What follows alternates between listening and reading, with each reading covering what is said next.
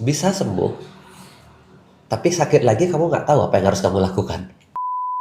Sakit plus menderita itu parah sekali. Menderita saja nggak enak, apalagi ditambah sakit. Setiap orang itu punya hak untuk sembuh ketika dia mengizinkan dirinya untuk sembuh. Kita berharap kepada orang lain, padahal problem kita ada di diri kita. Sensitivitas tubuh itu hilang di zaman sekarang, karena kita membiasakan sinyal kita mati.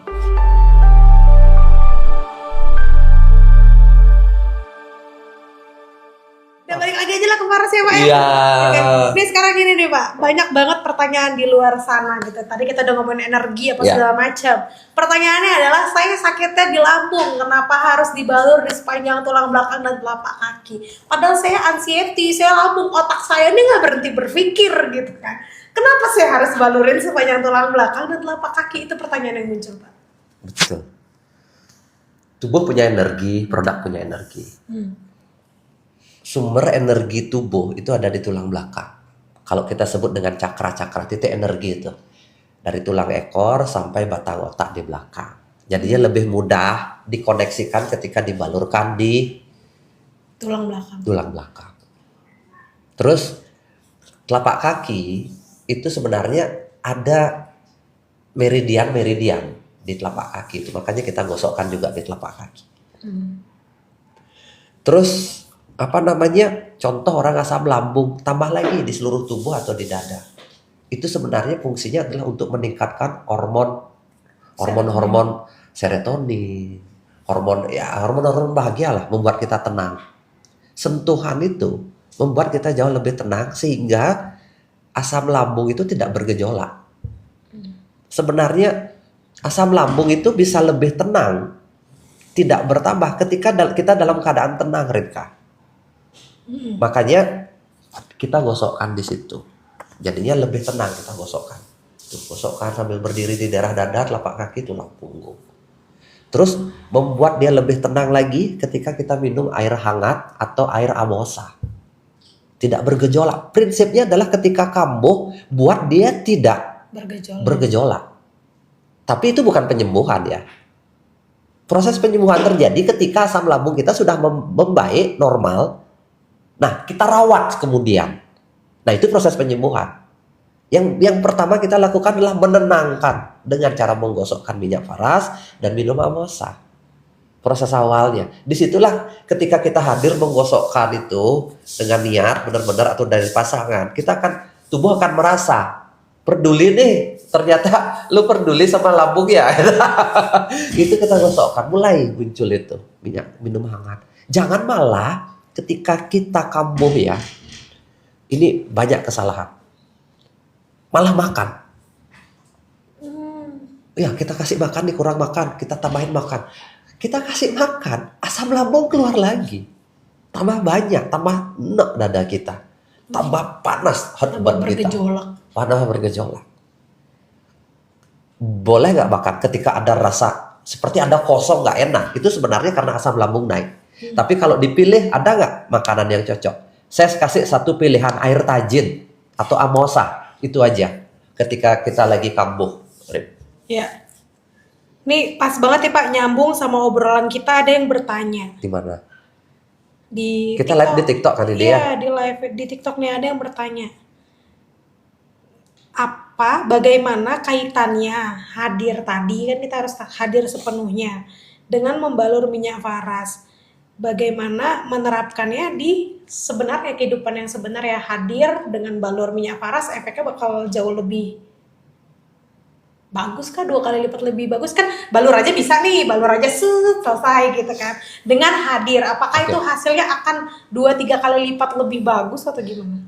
Ketika kita membalurkan minyak ke dalam tubuh, sebenarnya kita sudah hadir. Oke, sebenarnya itu sudah hadir. Sakit pun, ketika kita sakit, sebenarnya tubuh menyuruh kita hadir. Dipanggil. Dipaksa. Ya, dipaksa. Kita Panggilan sakit. terakhir. Panggilan dengan terpaksa. Ya. Dibuat kita sakit. Karena kita nggak mungkin pikiran kita jauh. Ketika kita sakit, aduh sakit tangan kita, pikiran kita di sini, sakit kita di sini, tubuh kita di sini, otomatis hadir. Hadir. Oke. Nah, ketika kita menggosokkan minyak faras, itu sebenarnya otomatis hadir. Tapi kadang-kadang ke distract sebentar, pikiran jauh gitu. Tapi sebenarnya otomatis hadir ketika menggosok begini. Gitu. Kita gosokkan minyak itu rasa hangatnya muncul. Oh kok ada hangat ya? Otomatis pikiran kita ini kita hadir masuk gitu. Dan sebenarnya disitulah muncul kata-kata yang saya bilang sentuhan yang menyembuhkan. Ketika kita belajar menggosokkan tubuh atau membalurkan tubuh dengan minyak paras. Sentuhan ini menyembuhkan. Dari zaman dulu ini omongan orang zaman dulu, omongan lisan tidak tertulis bahwa sentuhan itu menyembuhkan. Nah, sentuhan ini itu bisa berupa fisik dan non fisik dalam kehidupan. Sentuhan kalau kita kasih minyak, sentuhan hati, sentuhan rasa, sentuhan pikiran, sentuhan kulit, itu kalau bisa semua dihadirkan pada saat yang sama, tingkat penyembuhannya pasti lebih. Kalau sentuhan fisik saja menyembuhkan nggak? Menyembuhkan karena digosokkan begini. Ada sesuatu reaksi kimia terjadi di tubuh. Tapi kalau sentuhan pikiran kita juga sembuh ya sayang, ya kulit ya lambung ya sembuh ya nak ya sayangku gitu. Misalnya walaupun agak lebay nggak ada masalah, yang penting kita hadir. Terus hati kita bilang maafkan saya dulu, saya tidak peduli. Tapi hari ini saya mulai belajar peduli. Gosokkan lagi dengan minyak. Mulai belajar peduli. Mungkin saya dulu tidak belajar kayak gitu loh. Tapi sekarang saya tahu bahwa kamu pun butuh perhatian. Bukan hanya pasangan, bukan hanya anak, bukan hanya pekerjaan butuh perhatian. Tapi tubuhku juga butuh perhatian. Kita gosokkan lagi dengan minyak paras. Dampaknya jauh lebih bagus pasti. Oke, berarti ini menjawab pertanyaan orang-orang yang berkata gini. Apa? Ini ada 2 versi kata-kata nih Pak. Aku udah pakai minyak paras 3 botol tapi nggak ada perubahannya. Dengan kalimat yang aku udah pakai 1 botol aja ngerasain perbedaannya. Berarti sebenarnya perbedaannya ada di situ ya. Ada di kehadiran, doa, pikiran, ya kan, ngajak ngobrol tubuh gitu. Karena dengan 2 hasil yang berbeda kita bisa lihat cara mereka pakainya juga beda dong berarti ya kan Pak? Ya, Bapak Salah setuju satunya. Karena biasanya orang beli minyak paras, ini saya ada pengalaman juga. Orang beli minyak paras, ternyata nggak dipakai. lah? Karena dia pakai sekali, tidak mengasah perubahan mungkin, ditaruh. Dan dipakainya mereka tidak rutin. Tidak rutin, itu pertama ya. Tidak rutin, jadinya saya pernah tanya di inbox, Pak saya sudah pakai 6 bulan. Tapi kok nggak sembuh-sembuh penyakit saya gitu. 6 bulan 1 botol nggak habis. Saya tanya, Ibu masih nggak minyaknya? Berapa beli dulu botol? Beli 1 botol Pak, masih nggak minyaknya? Masih. Di mana Ibu taruh di lemari gitu loh? Masih berapa setengah? Wow gitu saya pikir. Berarti Menuntut kesembuhan tapi nggak dipakai gitu. maksud saya orang berpikir bahwa 1 kali pakai merasa ada perubahan, harus sembuh, sehingga terus kemudian kembali mereka lupa tidak melakukan itu. Kalau orang pakai 3 botol belum ada perubahan, terus yang 1 botol sudah sangat perubahan, itu banyak faktor. Salah satunya adalah kehadiran itu juga.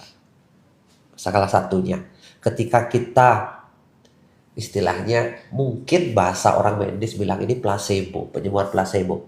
Tapi ketika placebo ini menyembuhkan, kenapa tidak? Mungkin saja placebo yang kita anggap ini adalah sesuatu yang belum kita mengerti apa yang terjadi di dalam tubuh kita. Placebo itu kan orang bilang apa artinya ya? Itu kayak Ya penyembuhan apa ya? yang tidak benar lah, penyembuhan yang pura-pura. Iya kayak kita pura-pura podcast. Iya kayak gitu. Nah ini enggak. Kadang-kadang cinta itu menyembuhkan, sentuhan yang menyembuhkan, karena sentuhan itu ada cinta di baliknya. Saya percaya itu. Betul-betul percaya. Betul-betul. Contoh ya. Sakit apapun, minum obat, itu nggak menyembuhkan. Nggak tahu ini, marah nggak dokter ya? Nggak menyembuhkan. Tapi sebenarnya menyamankan dan menunda. Ini yang namanya placebo tadi. Enggak. Contoh. Ya kan pura-pura dia Pak, maksudnya tidak full. Apanya? Tadi kan saya dengan sakit itu. Iya, maksud saya gini. Ketika kita tidak hadir di dalam sakit, siapapun yang memberi obat tidak menyembuhkan. Itu hanya menunda. Oke. Hanya kalau menunda. kita tidak hadir. Iya. Oke. Yang menyembuhkan itu adalah diri sendiri. Ya, Dengan kehadiran penuh tadi. kehadiran penuh. Contohlah kita pusing atau penyakit yang kanker lah itu. Bisa nggak sembuh hanya dengan obat? Nggak bisa. Saya jawab nggak bisa. Tapi ada nggak miracle dalam penyakit kanker itu bisa sembuh? Ada. Dan itu kuncinya apa? Kehadiran. Hadir. Mulai merubah pola pikir kita. Mulai kita mencintai kehidupan. Mulai kita fulfill. Itu miracle. Ya, mudah-mudahan terjadi. Dan saya banyak melihat hal seperti itu. Bukan hanya kanker, banyak jenis penyakit. Gangguan lambung, asam urat, terus penyakit tidak jelas, gelisah setiap saat, sulit tidur, apapun itu Ribka. Obat itu nggak menyembuhkan. Nggak menyembuhkan. Jadi kalau misalnya nih kita udah berusaha minum obat A B C D E F G, tapi kita udah berusaha makanan sehat, tidur teratur, tapi kalau misalnya diri kita nggak di situ, kesembuhan itu masih jauh ya Pak? Bisa sembuh, tapi sakit lagi kamu nggak tahu apa yang harus kamu lakukan. Muncul lagi. Muncul lagi. Kesembuhan sementara. Ya nggak total ya. Nggak total. Kayak gini loh. Saya pernah penyakit banyak sekali. Punya penyakit. Tapi setelah sembuh, pelajaran apa yang kamu dapat? Perubahan seperti apa dalam kehidupanmu yang kamu dapat? Itu nggak ada ketika kita ingin sembuh instan. Itu nggak ada. Ya. Kenapa saya bisa cerita tentang lambung? Kenapa saya bisa bicara tentang nyeri sakit? Saya pernah ada di titik itu. Contoh, saya ngomong lambung ya. Ketika kita kecanduan dengan obat-obatan kimia, sakit lambung ini, dia akan muncul lagi kan? Ya. Kita nggak tahu lagi apa yang harus dilakukan. Muncul lagi, minum obat lagi. Semakin kita nggak tahu apa yang harus kita lakukan. Ya. Sampai di satu titik dulu, saya berhenti melakukan itu. Saya temenin sakitnya. Hari pertama saya temenin. Ketika saya muntah keluar darah saya temenin. Ketika saya gelisah seperti perasaan ingin mati saya temenin. Ya, kamu mau apa? Saya temenin. Kamu mau apa? Kalau saya ajak. Tuh. Oh kakak, kamu mau aku istirahat ya? Ayo kita istirahat. Butuh air putih, ayo kita minum air putih. Butuh apa? Oh, kamu butuh detox, butuh istirahat tubuh. Ayo, saya istirahat. 9 hari itu, Rip. Semua saya temenin. Sembuh. Total. Iya, dan tidak muncul lagi. Karena saya tahu apa yang harus saya lakukan sekarang. Setelah itu saya tahu. Oke. Berarti intinya selama kita tidak merubah mindset kita dan terus mengulang-ulang kesalahan yang sama, sembuh itu tidak akan pernah sampai di total itu ya Pak? Nggak bisa. Iya. Karena kita berharap kepada orang lain. Padahal problem kita ada di diri kita. Iya kan? Kalau kita nggak sembuh, kita marahin sama obatnya. Obatnya sih nggak paten gitu loh. Ngaku nggak paten. Ya bukan di situ. Sembuh pun tidak sembuh beneran gitu loh. Iya.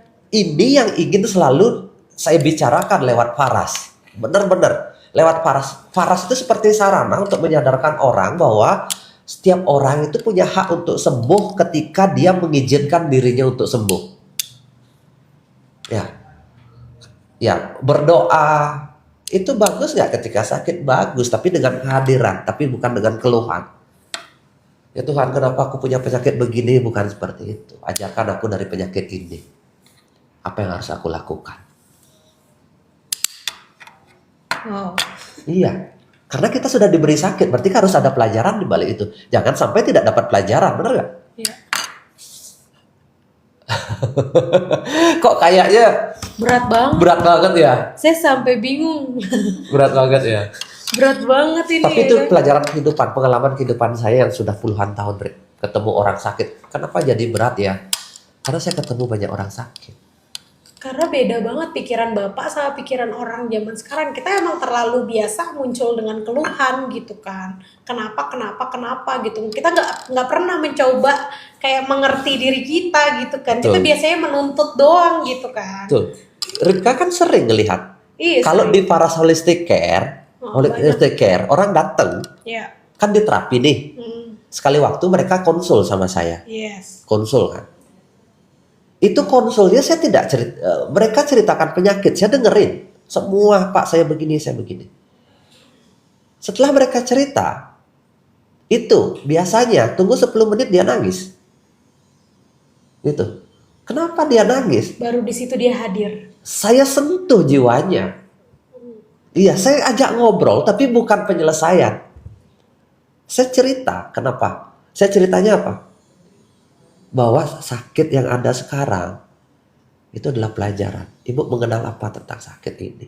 Pernah nggak ibu menyayangi diri sendiri? Ibu sayang sama suami, sayang.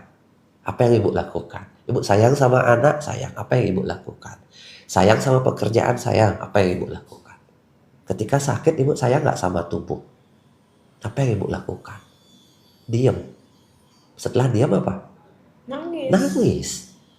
Ternyata saya tidak peduli sama diri. Saya peduli sama semua kehidupan yang di luar saya. Tapi saya tidak pernah peduli sama diri saya. Ketika saya sakit, saya menyerahkan kepada orang lain. Tapi ketika saya ada masalah dengan suami, saya selesaikan. Masalah dengan pekerjaan, saya selesaikan. Tapi dengan tubuh, saya tidak hadir dengan tubuh saya. Nangis. Semenjak itu, apapun saya kasih tahu, dia berubah. Faras Holistic Care, tempat terapi kita bukan instan, tapi menemukan kembali dirinya sendiri di dalam keutuhan itu. Makanya orang suka datang ke Faras Holistic Care. Karena ngobrolnya itu head to head. Dengan dokter saya nggak pernah, Pak, ngobrol bisa sedalam ini, tapi dengan Pak Putu bisa, saya bilang gitu. Iya, karena saya ingin berbagi di sini. Saya nggak cari duit di Faras Holistic Care. Saya udah kaya, saya bilang. Bagus, nggak ada kayaknya tempat terapi lain kayak itu, Pak. Saya nggak nyari duit ya kan, saya nyarinya heart to heart. Ya. Aduh, banyak banget nih hikmat pengalaman yang harusnya ngerubah kita semua dalam segi mindset ya, banyak banget udah. Saya juga ternganga-nganga gitu kan, ternganga-nganga dengan jawaban-jawaban Pak Putu karena mungkin saya belum sampai di titiknya Bapak gitu kan. Bahkan mungkin saya nggak punya waktu untuk bukan nggak punya waktu, tidak memberikan saya waktu untuk melakukan hal kayak gitu. Iya, untuk diri sendiri. Untuk diri sendiri ya, habis untuk dunia luar. Habis ini kita berubah. Seperti uang adalah segalanya. Benar gak, Rit? Sebenarnya harus dibagi waktu kita. Okay. Ya, waktu mencari uang ada, waktu untuk menyayangi diri sendiri ada. Ya kan? Sayang kemana Kak Rip? Sayang. Sama diri sendiri sayang. Apa buktinya? Nggak ada.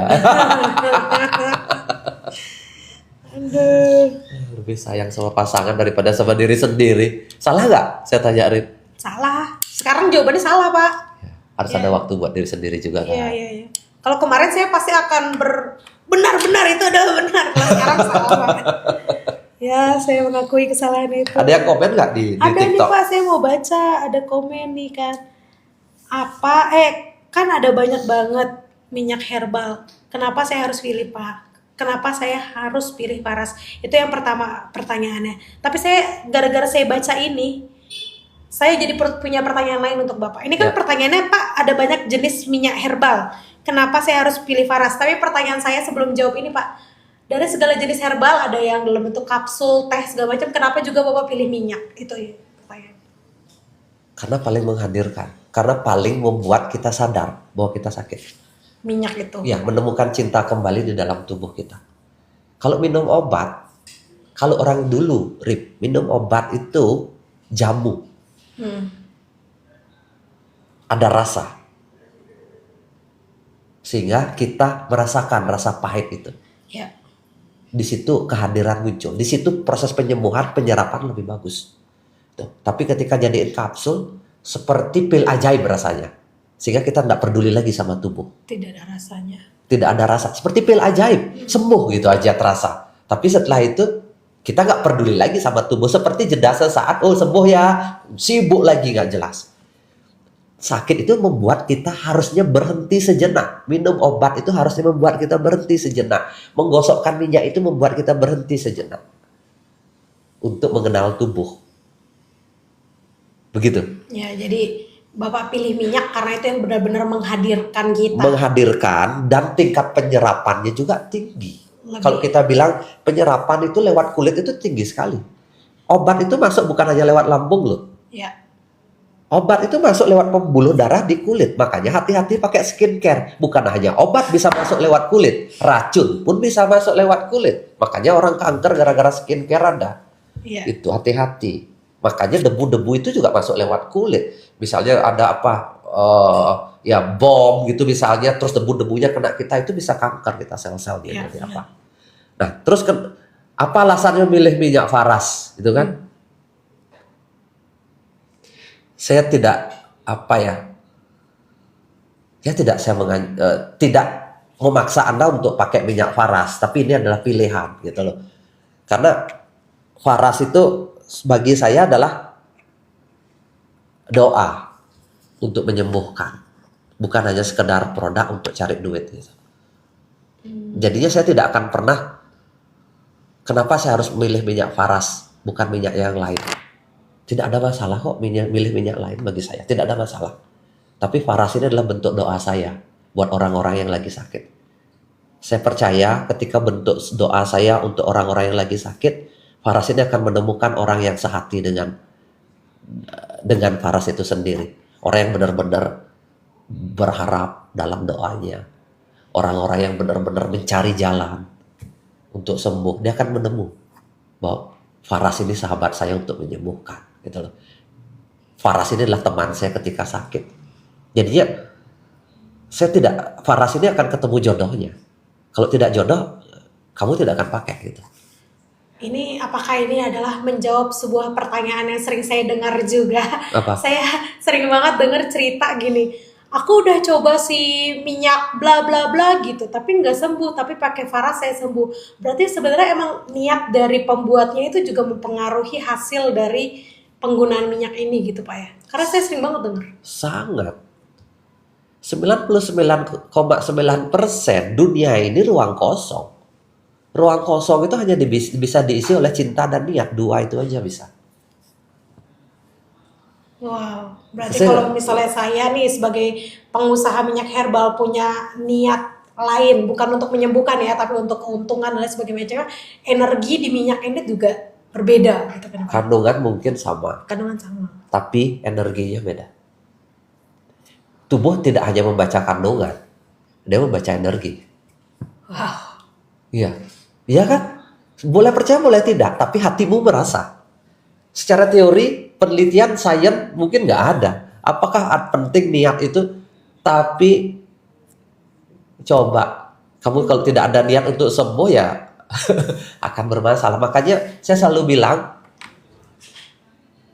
niat dibalik pembuat itu penting. Makanya dulu saya bilang, ngomong sama Faras ketika baru pertama kali, saya ngomong di ruang meditasi. Kalau memang kau tujuannya untuk menyembuhkan, cari jodohmu sendiri. Temukanlah jodohmu, carilah orang-orang yang merintih di dalam sepi, yang merasa tidak ditemani dalam kehidupan ketika sakit, merasa sendiri, tidak punya jalan penyelesaian sembuh, gitu. Ya, mungkin saja kau tidak menyembuhkan, tapi kau bisa menemani mereka untuk menuju akhir nanti. Gitu. Ripka nggak tahu nggak? Banyak saya dapat cerita. Nenek saya sebelum meninggal pengen digosokin minyak Faras, nggak logik ini. Seperti mereka seperti ingin ada temen digosokin minyak Faras. Itu yang datang ke Faras Holistic Care, orang sudah kanker stadium 4, kenapa tetap pengen datang ke sini? Pengen ditemenin oleh minyak kita. Karena saya sudah ngobrol sama minyak, itu temenin mereka sampai akhir atau sampai sembuh. Nggak logik, tapi ya udahlah, dengerin cerita saya. Tapi Ripka pernah nggak sebagai teman saya, sebagai karyawan Faras Holistic Care melihat hal seperti itu? Banyak. Sering banget, iya sering. Jadi kadang saya berpikir juga sebenarnya Faras Holistic Care itu ya dia tahu, maksudnya dia tahu dia datang ke sana tuh bukan untuk sembuh gitu, tapi nyari tempat di mana dia bisa ngerasa hangat, ngerasa ada yang meluk, ngerasa ada yang nemenin ngobrol. Iya. Banyak. Kan seperti itu kan, ngerasa kan? Iya. Dan mereka seperti malah lebih terisi ketika datang. Belum tentu sembuh kan? Iya, tapi mereka merasa, oh ternyata saya ada ya, ternyata saya dicintai ya, ternyata saya ada teman ya ketika saya sakit. Dan tidak ada penghakiman. Tidak, ibu, kita tidak menghakimi dulu sih ibu begini-begini. Kita nggak pernah ngajarin begitu kan. Cuma kita nemenin mereka kan. Iya. Dan mereka mau datang ya. Dan mau terus berulang-ulang datang. Iya, saya juga heran. Bayarnya mahal. Cuma mau datang-datang mulu dia.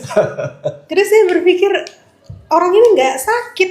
Aku sekarang sampai sudah sesensitif itu. Jadi kalau orang datang tuh aku udah tahu ini sakit, ini nggak sakit gitu. Tapi yang cuma pengen ruang untuk ngobrol, Betul. diskusi. Karena sakit itu bukan hanya fisik, Rip. Pernah dengar bahasa luka batin? Orang zaman sekarang itu traumanya nggak karuan banyaknya, Rip. Karena di mana-mana orang merasa dikejar. Bener nggak? Sampai capek mereka dikejar oleh kehidupan. Di kantor dikejar, di rumah dikejar, di mertua dipaksa, kelihatan harus sempurna. Bener nggak? Iya, iya. Itu. Di orang tua pun kadang kita kalau tidak merasa sempurna nggak berani pulang ke rumah. Bertopeng di mana-mana. Tapi kalau datang ke para Holistic Care, topengnya lepas semua. Ya, Mbak jadi Ripka, diri dari sendiri. sendiri Mbak Ripka, gitu loh. Ini saya mau diterapi, temenin ngobrol, ya keluh kesahnya mulai muncul. Tapi kalau di luar mereka merasa tegar, Pakai ya topeng semua. pakai topeng semua, harus kelihatan sempurna. Karena mereka harus seperti ingin menunjukkan saya perfect di hadapan semua orang. Tapi setelah mereka buka topengnya datang ke para soliter, air mata menetes pasti. Pasti mereka merasa, oh begini rasanya disentuh ya. Sembuh yang sesungguhnya sebenarnya itu. Wow. Wow. Beda ini konsep sembuhnya. Sembuh tuh bukan tentang nyeri yang hilang, tapi hati yang terobati gitu ya, Pak. Iya, hati terobati kan memperbaiki semuanya. Oke, Sakit dan menderita kan lebih parah menderita. Rin. Iyalah, Iya kan?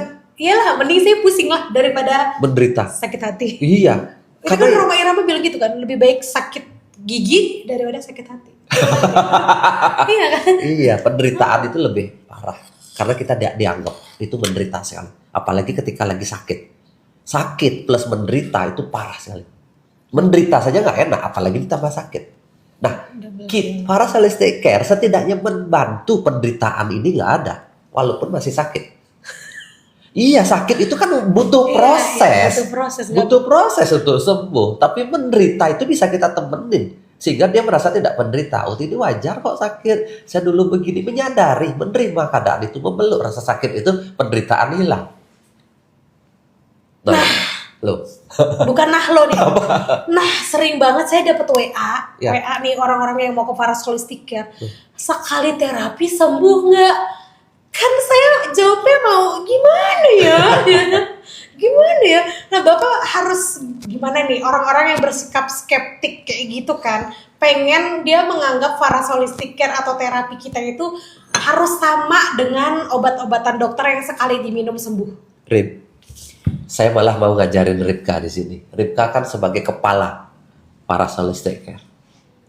Ketika orang ngomong di Paras Holistic Care bisa sembuh nggak? Gitu. Itu artinya dia sudah skeptis dengan semuanya. Iya. Dia sudah marah dengan keadaan. Dia tidak percaya dengan kehidupan. Dia tidak percaya lagi dengan dirinya sendiri. Dia bingung. Rasakan penderitaan orang itu. Walaupun baru di WA. Rasakan penderitaan dia. Bagaimana mereka kebingungan dalam sakit. Temani aja ngobrol. Tidak mesti kita jawab pasti sembuh. Tapi setidaknya kita bisa menemani problemnya ibu. Saya akan hadir di problemnya dia. Jadinya belajar menjawab WA itu dengan rasa. Saya sudah ajarkan anak-anak CS melakukan itu. Anak-anak di sini. Karena sebenarnya mereka datang membawa luka. Yang dulu mungkin ke dokter diabaikan. Kamu sakit apa? Dikasih obat saja. Yang dulu ke tempat terapi dikasih obat aja. Itu seperti tidak tersembuhkan hati mereka. Makanya dia datang berikutnya ke PHC lewat WA. Kamu nyembuhkan aku nggak? Karena kekecewaan sebelum-sebelumnya. Sembuhkan luka mereka, tugasnya Ripka. Walaupun lewat WA. Oh, tugasnya berat guys. Ibadah nggak? Wah, Ibadah nggak itu? ibadah. Nilai kehidupan nggak itu? Iya. Disitulah kenapa kita melayani bukan hanya di gereja, bukan hanya di masjid, bukan hanya di pura, tapi di tempat kerja juga kita melayani. Itu nilai tertinggi dalam kehidupan. Karena kita 8 jam, 9 jam di tempat kerja. Itu ibadah luar biasa. Menemani orang-orang yang lagi luka batin, lagi bermasalah dalam hidupnya. Dia marah sama kita karena kita tempat terakhir dia ribut. Gak ada tempat lagi dia komplain sama kehidupan. Ya kan? Di mana-mana dia diakui. Akhirnya ngelemu iklan kamu Paracelsus Care, membantu untuk menyembuhkan. Langsung dia WA, marahnya di tempat lain, WA di tempat kamu. Bisa sembuh nggak gua? Dengan nada sinis. Iya, gitu dah. Nada sinis kan? Iya, betul. Bukan salah mereka. Bukan salah mereka, Rip. Jadi tugasku menemani Ya. mereka yang Ya. putus asa itu. Ya, apapun mereka terjadi, tapi Ribka sudah disembuhkan ketika Ribka menemani mereka. Dirimu yang disembuhkan. Pertama, kalau mereka mau ditemani, mereka juga akan ikut sembuh. Wah, magic. Waduh, agak berat tapi mari kita coba untuk bulan-bulan ke depan ya. Oke Pak, tadi itu kan udah penyakit gak kelihatan kan Pak? Itu penyakit gak kelihatan tuh, bentukannya gak ada. Nggak materi-materi gini, orang-orang Gen Z menerima nggak ya? Bukan ya, gak masuk di otak mereka ya Pak? Akan mereka dapat ketika sakit, Di waktunya. di waktu yang tepat. Ya, ada saatnya sih. Iya, pada saat sakit baru mereka Iya. membutuhkan materi ini. Ya. Itu Kalau pun gak sekarang- langsung sembuh Pak. Tapi setidaknya nyadari lah ya. Iya, setidaknya temenin. Nih, tadi itu kan penyakit nggak kelihatan ya, Pak. Udah tentang mindset, hati yang luka dan lain sebagainya. Ini ada penyakit fisik nih, Pak. Ya, Penyakit fisiknya namanya keloid. Ini ada pertanyaan beneran dari penonton di sini. Dia punya keloid, ya kan? Terus dipakein minyak faras. Keloidnya udah gatel dan nyeri, jadi keloidnya udah mengganggu gitu ya. Gatel dan nyerinya hilang pakai minyak faras, tapi kempesnya belum, jadi masih besar berarti bekas gitu ya. operasi berarti keloid itu. Ya luka, bekas luka Bekas antara luka. jatuh atau operasi gitu kan jadi. Tapi sebenarnya itu orang-orang yang berbakat aja sih Pak, nggak semua orang punya keloid. Dia bilang dibalurin minyak faras, gatel dan nyerinya hilang, tapi kenapa belum kempes? Pertanyaannya itu. Nggak apa-apa. Pakai aja minyak faras. 1. Tidak kempes, mungkin aja dia punya pesan, belum yang kamu terima. Oke. Apa pesan dari keloid itu? Apakah kamu tidak pede dengan keloid? Apakah kamu tidak mencintai dirimu? Itu pelajarannya. Kalau misalnya kita bisa menemani itu, biasanya saya bilang sakit itu ada 2 cara. Bisa dilawan, bisa ditemenin. Nah, ketika dilawan dia tidak sembuh, coba temenin. Pesan saya. Temenin itu maksudnya apa sebenarnya tujuan keloid ini muncul. Ketika kita temenin sambil kita sentuh, gosok minyak, ada pulang membaik. Karena banyak orang sakitnya tidak sembuh karena malu dengan sakitnya. Sakit aja juga harus diterima ya Pak. Diterima. Nah, belajar menerima itu. Kadang-kadang kita tutupin. Kan Iya. banyak orang ada pakai sial supaya nggak nunjukin di sini ada Ada masalah, ada benjol. Itu semakin keras. Rin. Tapi ketika dia menerima, ini adalah bagian dari tubuhku. Sakit ini adalah bagian dari tubuhku. Aku gosokin minyak rutin biar orang melihat bahwa ini tubuh ada masalah. Gosokin, hilang. Tapi nggak instan. Iya. Tapi pelajaran hidup dapat. Jadinya nggak apa-apa. Itu sudah kemajuan yang bagus. Ketika gatal dan nyerinya berkurang, benar nggak Rita? Iya benar. Tapi kan ketika keloid itu belum muncul, ya butuh jeda di situ, di titik luka keloidnya itu. Nggak apa-apa kan? Itu juga tidak tanda kutip ya, tidak membuat kamu mati, temenin dia. Jadinya gosok, nikmati. Kenapa ya kamu muncul? Oh, karena kamu punya, nanti ketemu jawabannya di hati. Muncul jawabannya di hati. Oh, ternyata punya perasaan seperti ini ketika ada di keloid. Muncul ini. Seperti itu kadang-kadang.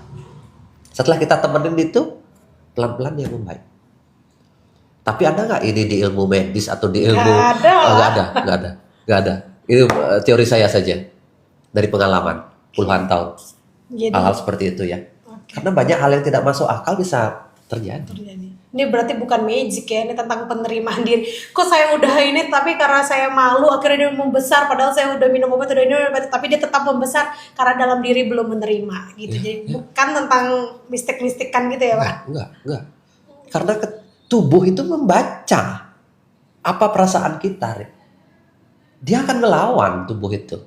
Dalam artian, ya tapi nggak bisa dibuktikan, jalanin aja, saya bilang, jalanin aja, terima aja itu, gosokin rutin. Kalau membaik, ucapkan syukur dan terima kasih. Kalau tidak, selalu jawab, saya akan temani. Siapa tahu kita menjadi bahagia karena keloid. Siapa tahu? Oke. Karena saya pernah ditipu bermiliar-miliar uang yang tidak berseri oleh orang. Yang dulu saya pikir itu adalah musibah. Ternyata itu adalah berkah hadirnya Faras sebesar ini sekarang. Ya. Kita kan nggak tahu. Karena belum sampai di ujung, jadi kita Kita belum tahu apa makna di balik penyakit atau keloid itu. masalah itu ya. Ya. Oke Pak, ini sebenarnya tadi kita udah sempat bahas di awal-awal, tapi mungkin baru nonton atau gimana gitu ya. Jadi pertanyaan ini muncul, padahal tadi kita di awal udah kita bahas gitu. Banyak keluarga saya yang tampak aktif dan produktif, tapi justru tiba-tiba drop kesehatannya. Saya juga bahkan ketemu 2-3 orang teman seusia saya 30 tahun tuh saya bilang 30 tahun tuh dia udah meninggal gitu. Banyak banget sekarang. Orang cuci ginjal juga usia 20 tahunan banyak. Iya. Cuci ginjal, cuci darah. Sekalian itu ginjalnya juga. Gimana tuh Pak nanggepin ini? Tadi kita di awal kita udah bahas Pak, tapi mungkin baru pertanyaan baru nih. Iya. Terlihat aktif dan Ya, produktif memang terlihat kuat itu tidak berarti tidak lelah. Lelah itu nggak kelihatan, Rin. Biasanya orang menunggu lelah itu ketika tubuh menjerit. Tubuh menjerit itu caranya gimana? Sakit. Kenapa? Karena sinyal tubuh tidak dikasih ruang.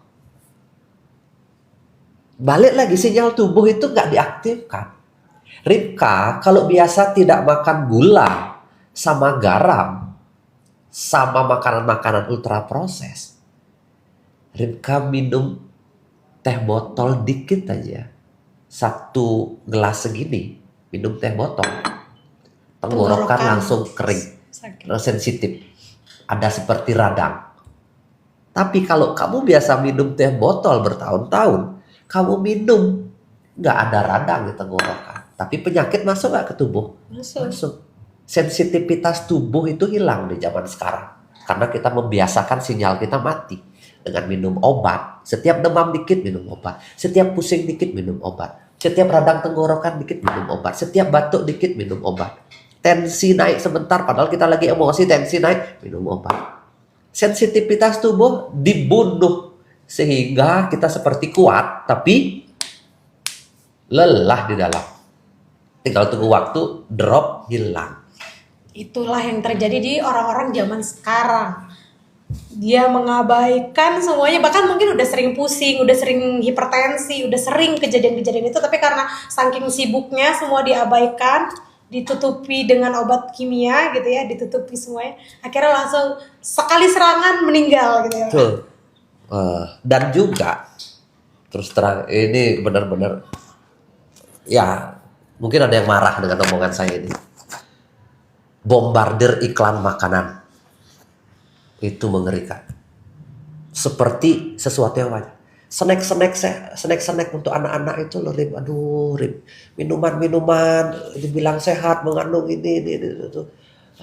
Yang ada gambarnya kentang, tapi isinya bukan kentang. Kok bisa? Saya bingung juga. Gambarnya jeruk, tapi sebenarnya isinya nggak jeruk minuman itu. Itu bombardir iklan yang menipu. Itu yang membuat kita kadang-kadang masalah. Kalau pengen makan kentang yang benar. Jangan makan snack kentang, snack yang dikemas itu. Karena makanan sehat itu identik dengan gak enak, Pak. Jadi kalau kentang kita rebus lalu kita makan kan rasanya biasa aja dong. Kalau kita makan yang keripik kentang kan rasanya mantap gitu kan. Ini makanan sehat ini di orang-orang seusia saya gitu ya, identik dengan tidak enak gitu Pak. Menurutmu? Iya, menurut saya memang. Menurutku enggak. Sky sampai detik ini tidak makan garam dan gula. Saya akan berusaha didik dia sampai usia beberapa tahun, 3 tahun mungkin nggak makan gula. Dan dia lahap makannya. Kenapa saya membangun pondasi buat bayi saya si baby ini sampai mungkin usia 3 tahun atau 5 tahun tanpa garam, tanpa gula, tapi dia lahap makan. Saya ingin menunjukkan kepada Sky, dia suatu saat kalau salah makan diajak teman-temannya, dia akan kangen lagi makanan mama papanya, makanan papanya yang enak tanpa garam. Suatu saat dia akan tahu ketika makan snack tenggorokannya dia sakit. Suatu saat dia tahu ketika dia minum es teh tenggorokannya akan nggak enak, dia akan merasa lelah. Dan dia akan balik lagi ke makanan sehat yang dibuat oleh papanya. Tapi kalau dari kecil, Rip, anakmu nggak pernah dikasih buah, nggak pernah dikasih beras merah, nggak pernah dikasih ikan laut, sayur-sayur yang pahit, gimana mereka menikmati? Tahu nggak? Sosis itu sekarang anak-anak menjadi kebiasaan. Karena apa? Si Made dan Padenya itu yang ngasih sosis ketika kecil. Itu bukan sapi. Kandungan sapinya nggak nyampe 10%. 90% bahan bermasalah isinya. Makanya kenapa sosis murah? Marah nggak ya yang buat sosis? Salah. Tapi itu racun. Tapi tunggu Pak, satu pertanyaan lagi buat kita semua yang lagi nontonin live ya Bapak. Kan semua sudah terlanjur terjadi Pak. Tolong kasih kita tips yang paling mudah untuk ngeriset semua kesalahan ini Pak. Apa hadir? Belajar hadir. Belajar belajar hadir. Gimana caranya? Lagi Pak. Apa? Ngerisetnya apa? Ya udahlah ikut komunitas Faras lah kalau gitu. Saya pikir Bapak bakal di otak saya tadi saya akan berpikir Bapak detox gitu kan, latih lidahnya gitu. Saya pikir Bapak akan jawab Kalau gitu. detail, kalau itu detail setelah masuk ya bisa jawab gitu, Rip. Tapi pertama mulai hadir. Bisa nggak kamu mengenal dirimu sendiri? Ya, setelah saya saya mau belajar. Satu-satu terus kita urai. Satu apa? Oke, di rumah mulai semua sekarang di lemari es saya. Kok lemari es ya? Apa namanya? Kulkas. Tidak ada penyedap. Tuh. Saya akan kurangi datang ke Indomaret gitu loh, atau musuhan dengan Indomaret boleh. Karena di situ 90% makanan bermasalah. Iya. Aduh, maaf. Bukan, sorry, nggak ada maksud apa ya. Karena kan minuman, makanan, apapun itu kan, itu kandungan kimianya semua tinggi di situ. Lebih baik kita makan makanan olahan yang kita buat di rumah sendiri. Seperti itu, Ripka. Oke, Pak. Jadi jawaban tersimpel yang pernah saya dengar bagaimana meriset ini semua. Hadir. Hadir, guys. Hadir. Hadir di Faras, guys. Pertanyaannya hadir itu apa? Susah saya jelaskan. Tadi udah kita bahas panjang. Tinggal di play ulang ya. Kayak ini ada pertanyaan Pak. Ini saya dari tadi nggak baca, tapi dia udah 3 kali ngechat. Berarti kan dia serius dengan pertanyaan ini ya. Pak Putu, apakah Amoza diminum ibu hamil bisa diminum ibu hamil 18 week? Karena kebetulan di 18 week ini asam lambungnya lagi naik. Gimana cara minum? Malah dianjurkan. Bagus. Karena biar tidak terganggu. Mual-mual kadang-kadang. Sudah dekat soalnya. Si baby itu udah dekat lambungnya. Lebih baik minumlah itu untuk menenangkan. Tapi saya anjurkan juga selain Amosa pakai minyak Faras atau minyak Avara. Itu sangat menenangkan. Terus kalau udah 18 week tulang punggung mulai sakit, ketekan di sini, di belakang, pakai minyak Faras. Bukan hanya Amosa. Jadinya malah 2 saya rekomendasi, Amosa sama minyak Faras. Minyak Faras ini bukan digosok, bukan dipijet ya, digosok saja atau dibalurkan. Oke, itu ya tadi ya Bapak yang sudah 3 kali bertanya. Saya yakin Bapak adalah laki-laki yang sayang istri. Sampai 3 kali loh dia bertanya Pak, dan ini adalah laki-laki gitu. Iya, karena gangguan pencernaan atau lambung kalau orang hamil itu, Rip, sama nyeri di punggung, itu butuh relaksasi. Itu yang dibutuhkan relaksasi, berjalan kaki tiap pagi kayak gitu loh. Ada olahraga-olahraga ringan, gosokin minyak setiap sore, minum mandi air hangat dicampur minyak paras kayak gitu. Cara-cara sederhananya. Sehingga kita bisa menikmati hari. Minum amosa gitu. Kalau kita makan berlebihan yang tidak ada nutrisi, biasanya orang hamil itu pengen makan aneh-aneh kan, tapi makanan tidak bernutrisi. Makanya ganti makanan sehat, pakai biar anaknya juga lahirnya kognitifnya bagus. Oke Pak, ada satu pertanyaan juga yang bagus nih Pak dari netizen ya. Kalau kita makan sehat atau hidup sehat identik dengan mahal nggak sih Pak? Karena kan kalau makan sehat itu harus buah, kita tahu buah mahal gitu Pak ya, sayur dan lain sebagainya. Mending kan ayam geprek kayak 10.000 kenyang gitu Jo, beneran Pak ini serius. Mending ayam geprek aja 10.000 kenyang gitu. Identik dengan mahal gaya hidup sehat itu Pak? Enggak, Enggak, murah banget. murah banget guys. Jelasin Pak. Kamu beli buah dari Cina problemnya. Padahal itu nggak cocok, belum tentu cocok sama tubuh kita. Buah-buahan yang luar negeri. Beli apel Malang kak 10.000 2 kilo. Makan tuh sampai kenyang. Iya. Tahu tempe sehat banget. Murah itu. Ayam geprek 10.000. Kamu tahu digeprek itu dapat sekilo. Tapi kalau digoreng kan sama aja tahunya digoreng. Apa? Ya nggak sehat kalau digoreng. Tapi itu kan harus dikukus, balik lagi nggak enak. Enak. Dikasih sambal tomat, cabe. Itu agak mentah enak banget. Itu diaduk-aduk, dikasih kuah dikit. Enak sekali, Rit. Sambal enak itu. Sambal tomat suka nggak? Suka. Itu dicampur sama tahu. Tahu rebus. Tahu rebus. Enak banget. Enak banget. Kalau nggak gitu dikasih minyak kelapa dikit. Minyak kelapanya yang PCO itu enak sekali. Berarti ini salah mindset lagi nih, Pak. Iya, minyak kelapa beli mahal. Buat sendiri. Buat sendiri itu gampang buat minyak kelapa. Tinggal sari santan didiamin semalam, itu ada minyaknya di atasnya. Itu PCO itu. Bapak sesimpel itu mikirnya ya. Lah orang saya setiap hari melakukan itu. Saya buat kombucha buat sendiri, apapun buat sendiri. Yogurt buat sendiri. Saya sehari murah banget yogurt buat sendiri. Ada yang nggak terima nih Pak. Siapa nggak terima? Mana ada apel Malang 10.000 2 kilo, sekilo 20.000 Pak. Aduh. Ya mungkin udah lama saya tahu ya. Udah lama belinya. Udah lama belinya. Sekarang udah 20.000 sama seperti apa ya. Tapi setidaknya lebih murah lah. Sekilo dapat lumayan. Kayak sekarang jangan apel ya. Buah-buah itu banyak yang murah. Tapi buah musiman lokal. Musiman lokal. Pisang murah. Iya, tapi iya, lokal. Jangan pisang yang luar. Salak. Itu pas musim murah. Tubuh itu sebenarnya bekerja berdasarkan musim. Jadi sesuai sama siklus alam. Iya. Kalau kita makan yang dipaksa musim, itu sebenarnya nggak cocok sama tubuh.